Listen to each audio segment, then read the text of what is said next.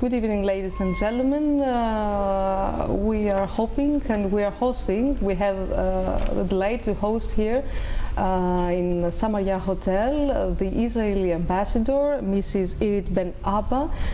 We will have and try to focus our conversation on two main things, on Greek-Israel relations and issues related to the Middle East.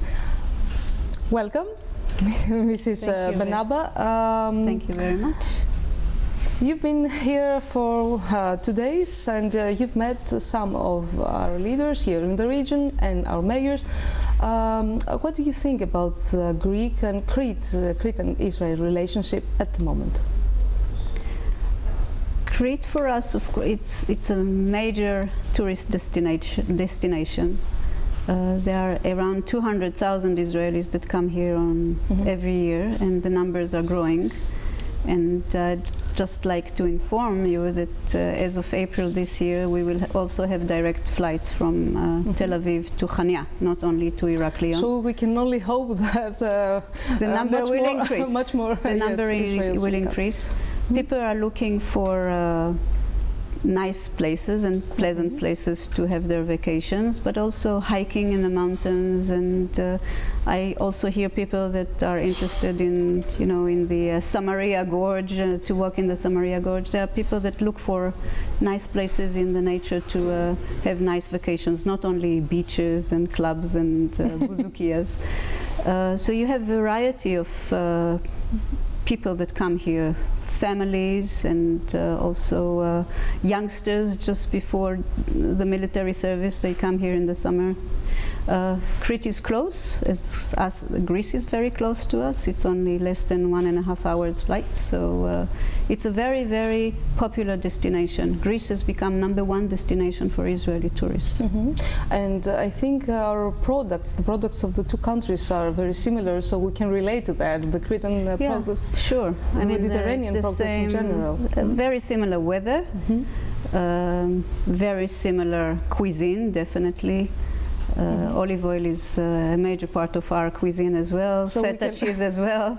So it's very similar cuisine, and people appreciate this a lot. Do we have something to say about the exchange of our two countries' products, or we can enhance this? I'm speaking on the opportunities that may come in the business area of exchanging products, the Israeli products for Greece and the Cretan products from Israel. Definitely, although you might say that we are competing because we have very similar products on our shelves in every supermarket as well. But the world is open and competition is always very good. It reduces the prices. Yes. And we just informed the Greek government that we opened up our market now to importation of any kind of hard cheeses from all over the world. So Greece is welcome to introduce your wonderful cheese. And here you see the wonderful cheeses that you produce in Crete. So our market is open. We are a free economy. Anybody can sell with a good price. So this is a good opportunity. Yeah, you find Mythos, for example, Mythos beer in Israel is being sold. We would love to have your yogurts, wonderful yogurts in Israel as well. We are a big consumer market. Almost 9 million people live in Israel today. So please use the opportunity. Yes. You are always welcome. I would like to ask you, since we are referring to the Greek-Israel relationships, do you think that one of the reasons that the relations are flourishing is because of the three leaders of Israel, Greece and Cyprus recently adopted a joint declaration of cooperation in Nicosia? And many diplomats say this is a strategic alliance. Do you concur? We have now celebrated 25 years of full diplomatic relations between Greece and Israel. Not very long period of full diplomatic relations, but very enhanced. But we definitely saw a major change 5 or 6 years ago. And this was because of the realization of both countries that since we are neighbors, We are not so far away from each other. The challenges are more or less the same. We are democratic societies. We share a lot of common things. We just started talking about climate, weather, agriculture, tourism. Israelis love Greek music. I don't know if you are aware of this, but this is a big thing in Israel, is Greek music, yes. So there are a lot of common things, and if we definitely go back to history, I'm talking about 2,000, 3,000 and 4,000 years ago. I think the recent agreement is very important just because we have many differences before. The history of our countries here in the Mediterranean is it was very hard. There were a lot of contacts in the past between the there were many conflicts. I'm referring to that. And in the Middle East. There were wars, there were not only wars, there were a lot of cooperations. You were always sort of naval people. So you got to these areas of the East Mediterranean with your ships, and this is how contacts were made, through commerce, through there was a lot of cultural exchanges. You see this in the archaeology. You see a lot of influence in the archaeology that we excavate in Israel that are purely Hellenic. There are a lot of words in the Hebrew language that we adopted from the Greek language. Only now, being here, I realize how many words and vice versa, I think. we use that are Greek words, okay? So the language, interaction between the languages.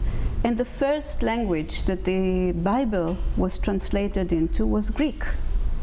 So all these things really, we share a lot of our history, a lot of our culture, a lot of our philosophy, and this is why we should also cooperate in modern times, not only in earlier times. One of the fields we could cooperate, and we see that we do that, is on the energy field.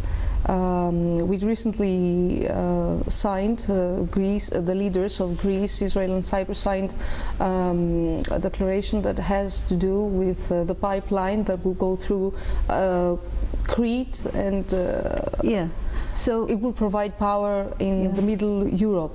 Right. So I will just go back to our trilateral relations, but also bilateral relations. So we found that at the end of the day, countries in the region should cooperate, especially Israel. We are an island in the Middle East. We are very different than the countries surrounding us. And if you see what is happening now in the Middle East, it's a totally chaotic situation. We need partners, we need countries to cooperate with. This is the only way we can survive. And when we look around, we have Jordan and Egypt that are good allies. We have peace agreements with them, but this is it. So we need to look for other partners in the region. And the closest partners that we can find in the region are Cyprus and Greece. And since, as I said before, the challenges are very common, we have historical connections, we have cultural connections, we are democratic countries. Like-minded countries should cooperate. We are small countries should cooperate. This is the only way that they can survive. And this is what brought us together. What you are referring to is something that it should be, but do you think it's easy with the differences that in the Middle East and the differences that the countries in the Middle East have at the moment? I think it's not an easy task for democratic countries. It's not an easy task, but if we don't cooperate, we will not be able to counter these problems, okay? This is the only way we can work together, small countries, is by allying ourselves, cooperating with each other on anything, okay? So this is how it all changed, in a way, in the last 5 years. And if we talk about energy, energy is, of course, one factor that brings us together. We have so many others. And there are many others, okay? The layers of our cooperations are multiple. We have good political cooperation. Of course, there are disagreements between countries, but this is natural. But we have good political cooperation. We have good military and defense cooperation with Greece. And then the sky is the limit, okay? If you talk about economic cooperation, academic cooperation, cultural cooperation, civil society, there are a lot of things we can do that were not done for many years, and now it's the time to do them. Energy is a very important factor of our trilateral cooperation. In the meantime, what we have there's a project that has been discussed between the three countries to bring electricity from Israel via Cyprus to Crete. This is one project that is a little bit more feasible than the others. But when we talk about natural gas, again, the potential is big. We have and as you said, the sky is the limit. Yeah, we have discovered a lot of natural gas in our offshore of Israel. We always used to say that Israel has only milk and honey, but fortunately now we have also natural gas. We still have to develop the biggest field that we have, Leviathan, and then from Leviathan we will be able to export gas. And now the question that we have to discuss among ourselves is where the gas is going to go through. Is it going to go to Egypt to be liquefied there, or is it going to be with pipelines to Cyprus and to Greece? These are all things that are on the table that needs to be discussed. And are under discussion, as I Yeah, we will have in this month, at the end of this month, after the three leaders have met, there will be a meeting of the Secretary Generals of the three ministries of energy to start talking about practicalities, not only statements. And this is good. Yeah. And of course, renewable energy is a big thing, especially here in Crete. You see, wherever you go, you see solar panels, you see a lot of wind power station. And it's I heard from the governor of the island that Crete is ranking very high in Europe, even in production of energy out of solar. Of course, and we can do that, of course. You can increase this. And of course, we have the same climate. We also produce a lot of power through solar facilities. So there's a lot of things we can really... I've heard you've done good work back in your country as it referring to the water supplies. You've done a good work in your country. Can this work transferred here in Crete? Is it your experience shows that we can do the same work here in the island? Surely, definitely so. And this is one of the things I've discussed with the mayors and the governor of the island. Israel had a major shortage of water. Half of two-thirds of our country is a desert. We don't have water there at all. So since Israel was established, we developed a lot of very high technologies of saving water, utilizing water more efficiently. And in the last few years, we have installed desalination units. So now we have too much water. So you can export it? No, we will not export it. First and foremost, we filled up all the reservoirs that were emptied because we overutilized the groundwater for many years. So now we are filling them up. We have the major reservoir of water is the Sea of Galilee in the north that we pumped water out for so many years. Now we have to fill it up again. So this is what we are doing. But on top of the very fact that we are desalinating water and we have enough water from desalination and less water from rainfall because of the climate change, we also recycle water and we use it for agriculture purposes. So every inch of water we use in agriculture is recycled. We are #1 in the world in recycling water. So this is another way that we save water by recycling. So it's the efficient way that we use water for agriculture, the drip irrigation and recycled water. And then the very fact that we have desalinated water for drinking water purposes. We are in a very good situation at the moment. But we hope we can reach you because we have a big problem here. It's the water management that is needed. You know, you might have plenty of water, but then the water flows into the sea. We waste it. This is so water management is a big thing. It's to utilize it in an efficient way for agriculture and for drinking water. And we are going to see less and less rainfall in the next decades. We will not see more water coming from the sky, so we have to use whatever water we have in a very, very smart way. And I hope we can do that, because we have a similar problem here in Crete, and we must see how we can manage to do the same as your country. I would like to close our discussion with what's happening here in Greece, and I'm referring to the refugee crisis due to the ongoing, we don't expect it to end soon, the Syrian civil war. What do you care to comment on that? What do you expect will happen? Because the government of Greece is saying that we can't expect it to end soon. We can expect it that the refugee flows will stop in the next 2 or 3 years. What do you think? Do you agree? First and foremost, it's a huge humanitarian crisis. I don't think any leader in Europe has expected that this is going to develop to the stage where it is now. I will not comment on the European decision, etc. They launch some schemes, but and there's an upcoming meeting on the 7th of March where these things will be discussed. Of course, if the crisis in Syria is going to end, and hopefully it will end soon for the better of everybody, and first and foremost for the people of Greece, and of Syria, sorry, the people of and Syria. For Greece. And for the people of Greece as well, yes. For the people of Syria, this is definitely something that needs to be taking place after so many years of internal crises and fighting. This is a huge humanitarian crisis. You see that half of the population of Syria are refugees today, either in their own country or outside, in Jordan, in Lebanon, in Turkey, here in Greece, everywhere in Europe. This is a major anywhere but crisis. Syria. No, in Syria also, people were displaced. They had to move from one place to the other. So it's a total tragedy.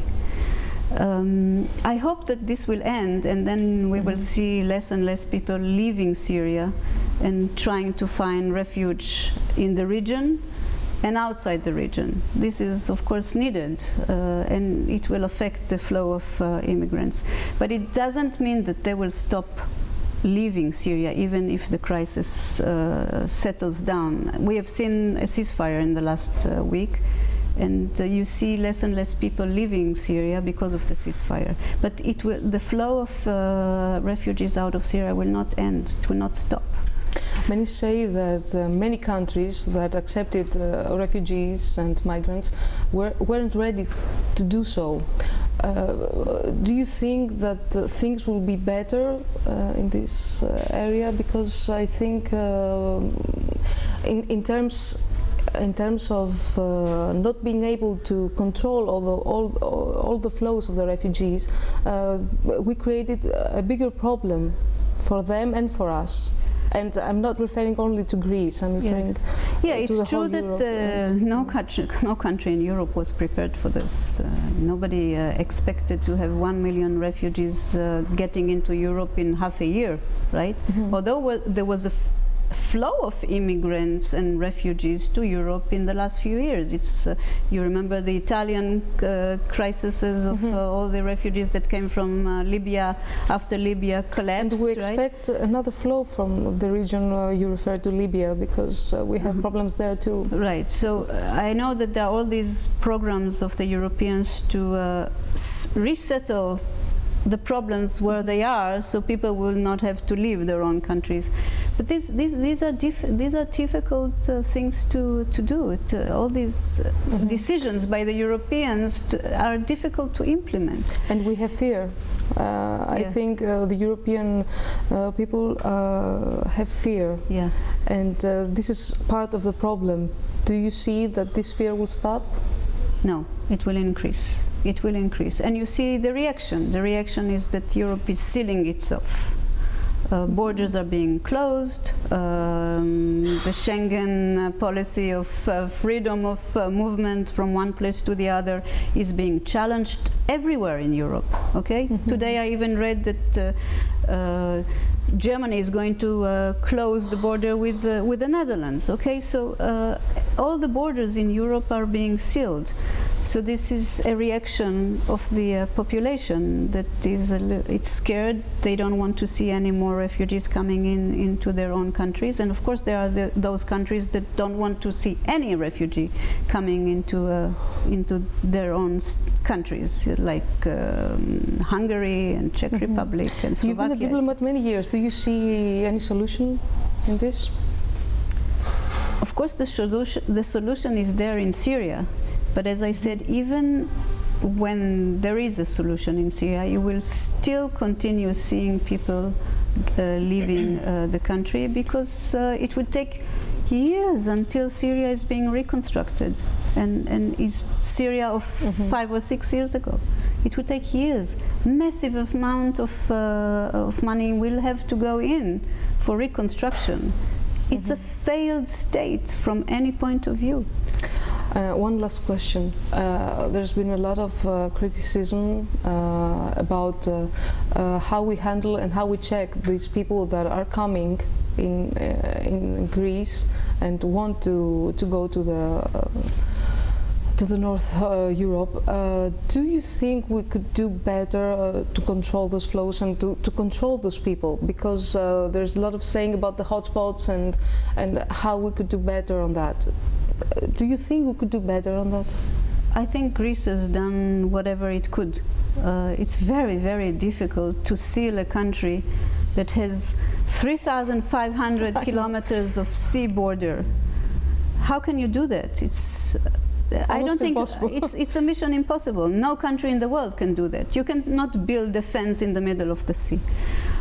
So with the geographical conditions of Greece, I think Greece has been doing whatever it can. And I'm just thinking of the challenges every hour that sit at the gate of, or the doorstep of the coastal guards here in Greece, for example. How can they handle this? You know, to see these small boats coming with women, children, old people. You just feel compassion to these people, no other word. And you know, we have an Israeli NGO working in Lesbos since the very beginning. They were one of the first ones there, Israel they are called. And I saw an interview with some of them. Regularly are being interviewed by the international media and Israeli media. Really sad stories. This is a major humanitarian crisis, and I think that the Greek government has done whatever it could, and I don't think that you could have expected anything more to be done. But of course, the problem lies there, where the source of these people, where they come from. I'm not talking about people that are looking for economic future.